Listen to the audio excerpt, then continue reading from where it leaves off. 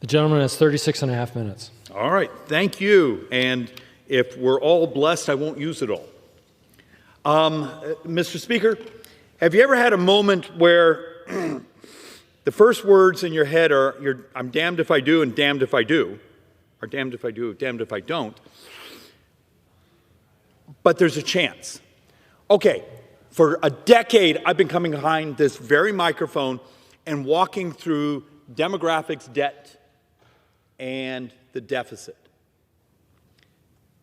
and trying to explain that something that the left doesn't like and the right doesn't like is almost 100% of the growth of the deficit for the next functionally 3 decades is demographics. And we don't like saying that because it's harder to play the politics of blaming each other. So look, there's been dozens of things said, and that's just the nature of it, in regards to the reconciliation budget resolution that was just passed. And I manage part of the Joint Economic Time, and my job there as the chair of Joint Economic is to represent the committee. Now I get to represent myself. I worry, but the opportunity of having the basically authorizing committees do what's necessary to save our future. A little while ago, you saw a beautiful little baby here. Last week when we were here, I had my 2.5-year-old that we've adopted with me. Here's some basic pieces of math. For my 2.5-year-old, when he's 24, 25 years old, every U.S. tax rate has to have been doubled, all of them, just to maintain baseline services. So the whole presentation of walking through what happens when you get a moment here to actually disrupt policy and do things that are better, faster, cheaper. Because I will argue the army of lobbyists, basically the rent seekers, if you remember your high school economics, that are around us all, despise the concept of reform. They despise the concepts of modernization. And that's actually, so some of the basic things I want to go over tonight, and I'll try to do it efficiently. First off, I know I used this board a little while ago, and I'm sorry it's handwritten, I broke the printer. It's just simply making a point. For the average American at the end of this year, if we don't fix the expiring provisions, your taxes go up $2,853, and functionally 62% of all taxpayers will be subject to higher taxes. Okay. Now, when you actually have our friends on the left basically saying, you're raising, you're going to give away to the millionaires and billionaires, that's not the distributional effect of 2017. Matter of fact, one of the great trivia points, and I've actually had some fun with this one, because it comes from a progressive analysis from a few years ago, that after 2017 tax reform, the U.S. tax regime actually became more progressive. Now, there were lower rates, but it meant the top tier of taxpayers were paying more of the federal budget.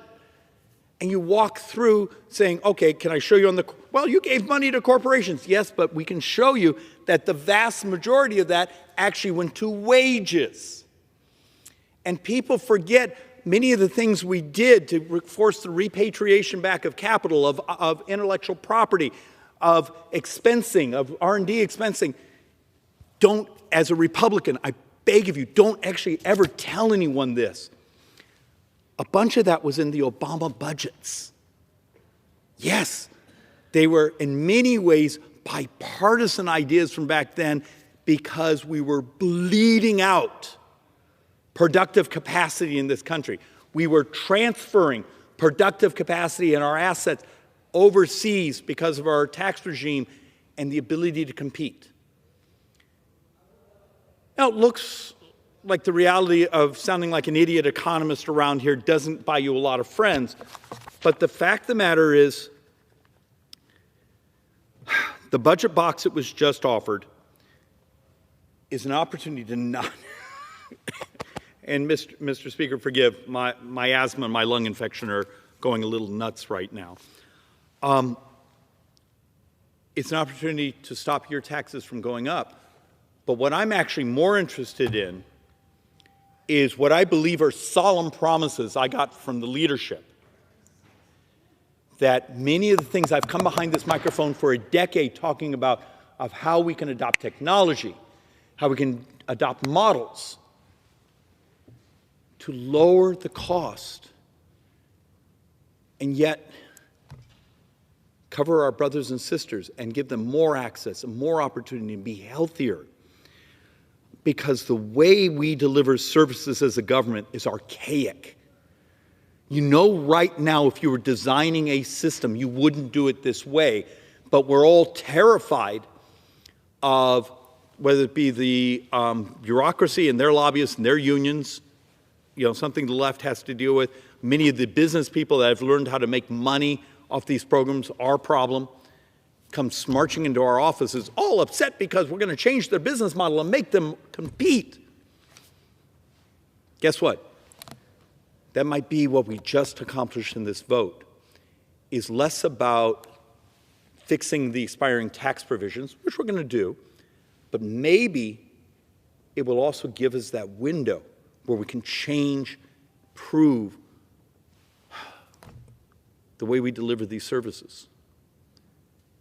Because I can't figure out why this place is so intellectually calcified that that they're terrified of changing it. So, Mr. Speaker, let's once again walk through some of our basic math.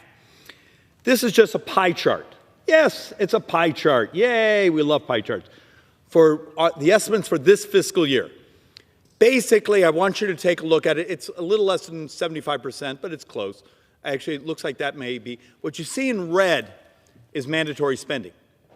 Well, guess what? The blue is all I get to vote on as member of Congress. And every dime of the blue is borrowed. So what happens if I come to you and say, well, net interest? Well, we don't get to vote on interest. And my personal math is closer to almost 1.2 trillion in interest coming in this year, but I've been doing a running calculation of the higher interest rate.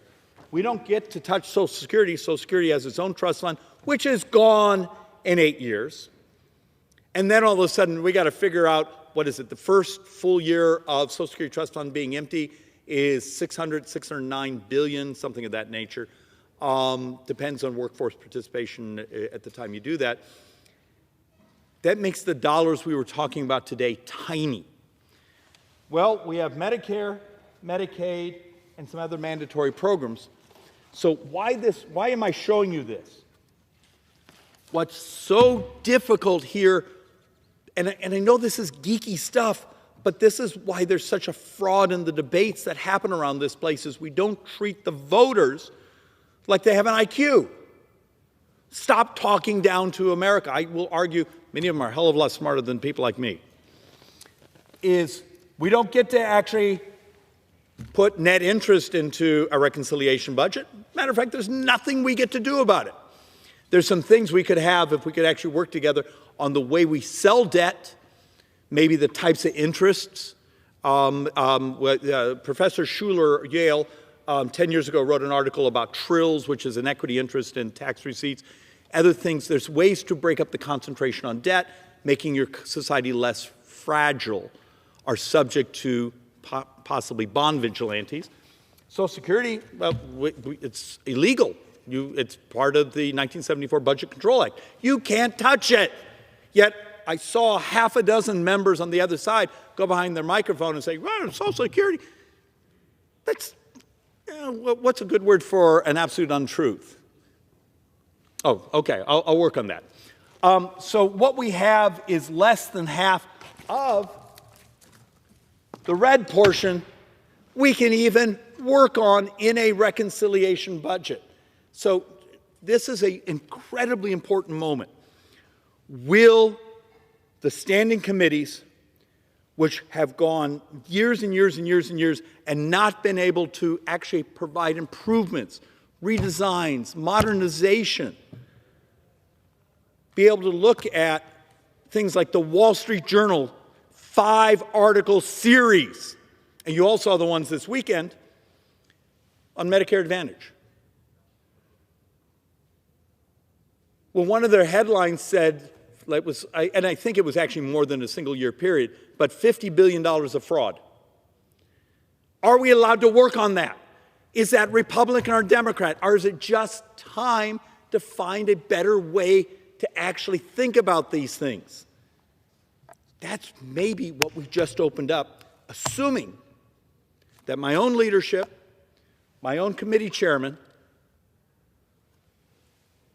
are ready to do hard work, really difficult things that, just like that baby, just like my 2.5-year-old, maybe we could save their future. Maybe I could save your retirement without ever cutting a service. The number of members who've come up behind the microphone and said, we're cutting Medicaid, we're cutting this. Really, find me that word in here. Doesn't mean it's easy. You know, for Energy and Commerce, they have to find 4% of their entire committee's authorization over 10 years. You're telling me you can't find 4% of improvements in this place? Yet the sound of Armageddon is just, and that's why this place is so incredibly frustrating. You're trying to save the future. And I'm not bouncing around. There's a linear thought here. So believe it or not, Mr. Speaker, promise me you won't ever tell anyone this. So here I am. I was reading an article from the New Yorker that just came out. Don't tell anyone. As a conservative, I actually on occasion look at the New Yorker. End of children. You do realize the Census Bureau of the United States says in about 7.5 years, this country has more deaths than births. You tell me, as a junior actuary, well, someone that wishes he was smart enough to be one, how I make the math of the future work in a society that has a shortage of young people. Is that Republican or Democrat? It's just demographics. But we're not allowed to actually do difficult things here because, Mr. Speaker, it would require math. And then the harder part, it would require us to tell truth. And so many people, like this very moment, there'll be someone on cable television on the left and the right doing their talking, getting people's dopamines to hit, but it's not honest math. The math is really hard. It's really complex. There's a way to make it work, but we have only a couple more years, I believe, to provide this stability. Maybe that's what we just did a few minutes ago. So let's, once again, this is the single board that gets me the most hate mail. Also is the truth. This is the 30-year projection. If you look at the 30-year projection from Congressional Budget Office, I didn't produce this, they did. And we believe it's already way out of date because of the change in interest rates. You'll find Social Security and Medicare and their interest carry are responsible for almost functionally every dime of debt from today through the next 30 years. It's $116-some billion or trillion dollars of debt. The rest of the budget actually has about a $9 trillion positive bounce because its growth is slower than the growth of tax receipts, according to the Congressional Budget Office. This is the thing the left, in my particular case, love to run hate television commercials. Hate dared to talk about saving Social Security, saving Medicare, reforming how we deliver services so they're stable, so people have a future. You want to understand why this place is so damn toxic is those of us who are actually trying to fix things also write the attack commercials for the other side. It's a sickness. But the math is the math, and eventually the math will win. Look, the understanding, if we don't modernize how we deliver services, and through that start to stabilize everything. It's not just the benefits, it's the growth of debt, convince the bond markets we're going to be stable so they don't raise our interest rates. Look, we did a couple weeks ago, we showed a chart that if this place does stupid things and we make the bond markets nervous, and we were to get a 1-point increase in U.S. interest rates, we showed in 9 budget years the additional interest is bigger than everything we talked about today. You've got to start processing how fragile we've made our future. And you start to actually look that if we don't start to actually use this opportunity to say, we're going to use the reconciliation open, we're going to not raise people's taxes, but we get to have a robust debate, discussion, ideas with the left, the right, particularly those in Ways and Means, energy, commerce, those things, saying, here's what the mix should look like. Maybe you don't extend everything. Maybe you mix them up. Maybe you find where there's leakage. Maybe you find where there's economic growth opportunities. Bring your proposals, bring your economics, bring your statisticians. The debate is on. And now we get to actually have an honest debate based in statistics and math and maybe a future, because we so rarely do that around here.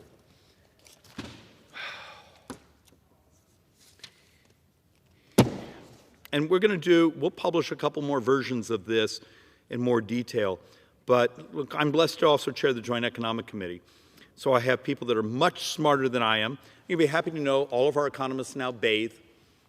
It's a running joke, particularly if you know economists. We worked through the math that said, what would happen if you did both things? You paid for as much of this reconciliation budget, the spending, the extension of the tax cuts as possible, and you do it. That's how you get your maximization of growth. Turns out, if you don't do it, you actually get probably a small retraction, maybe a small recession, because people's taxes go up rather dramatically. Remember, for the average family, didn't I just show you, $2,853? Now, in a district like mine, it's somewhere in the 3,000 range. I have a higher income district. But you also have the other thing, the most we can do to try to find ways to pay for that. Turns out there's this concept of capital stack. The United States government is not the only one binging on debt. You look at China, other countries, this and that.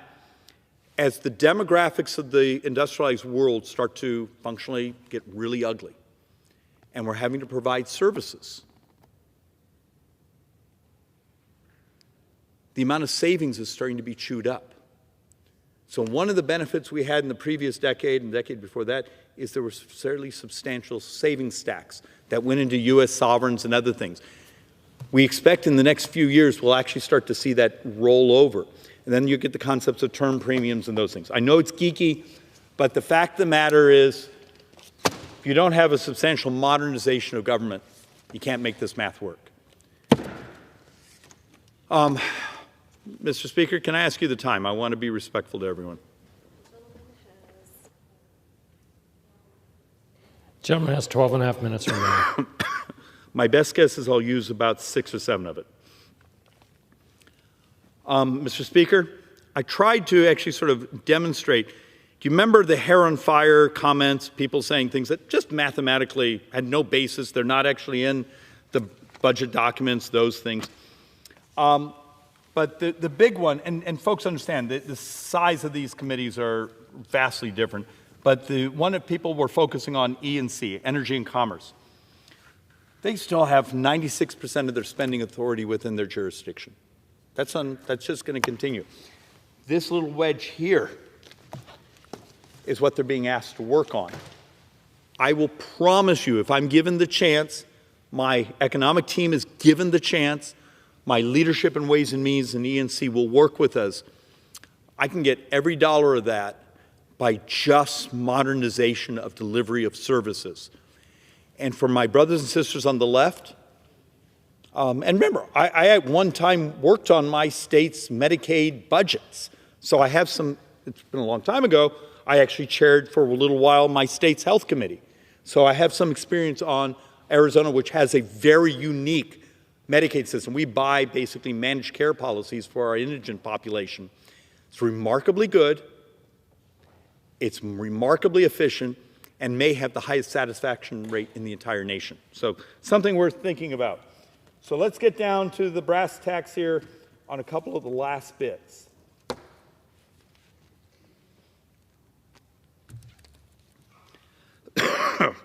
You look at the next decade of spending, we don't get to touch interest. Okay? We don't get to touch old age survivor fund. That's your Social Security.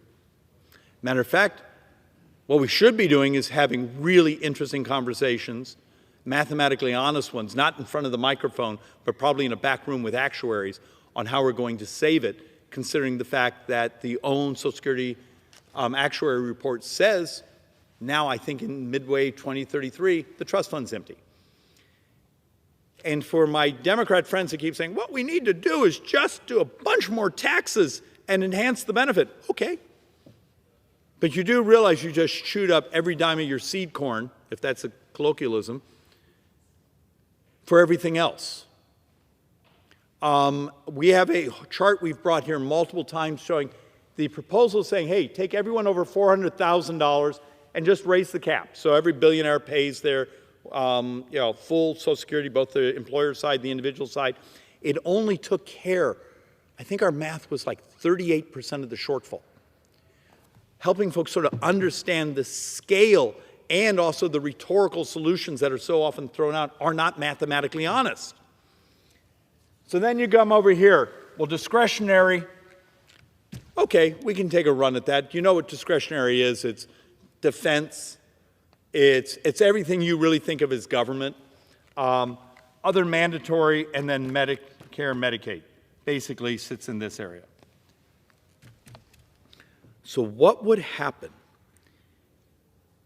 if our brothers and sisters on the left would actually, instead of defending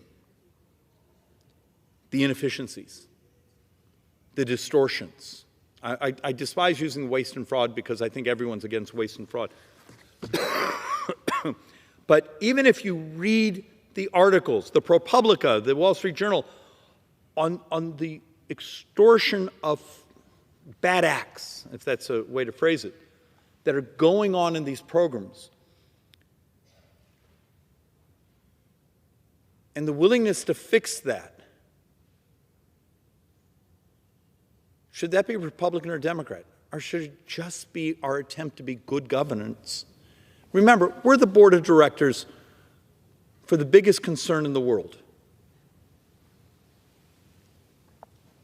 It's malfeasance the way we run this place. Our rhetoric is often completely intellectually vacuous. There are solutions. For any of you that have staff, do you have a nice highlighted copy of the MedPAC report from top to bottom, where they walk you through lots and lots of solutions? Or do you want, I'll send you over the stack of Wall Street Journal articles. I'll even send you the ProPublica on durable medical equipment fraud and how there's ways the doc and I could simply fix that with about a 3-paragraph bill, and people would have better access, better health, and we would save potentially $100+ billion just on that one line item over the 10 years. I believe, Mr. Speaker,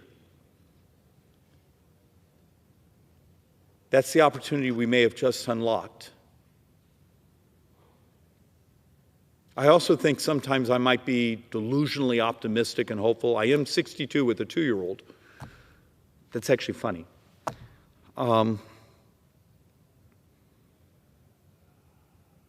I don't think we have a lot more time to play this treadmill game. For brothers and sisters in the majority, we're going to have to carry this. We're going to have to do the hard things because the left has decided they want to burn us down. Fine.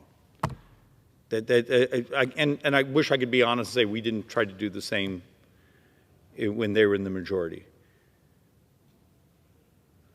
But we're at a moment where the morality of protecting this society, protecting this country, protecting the American dream is growth moral.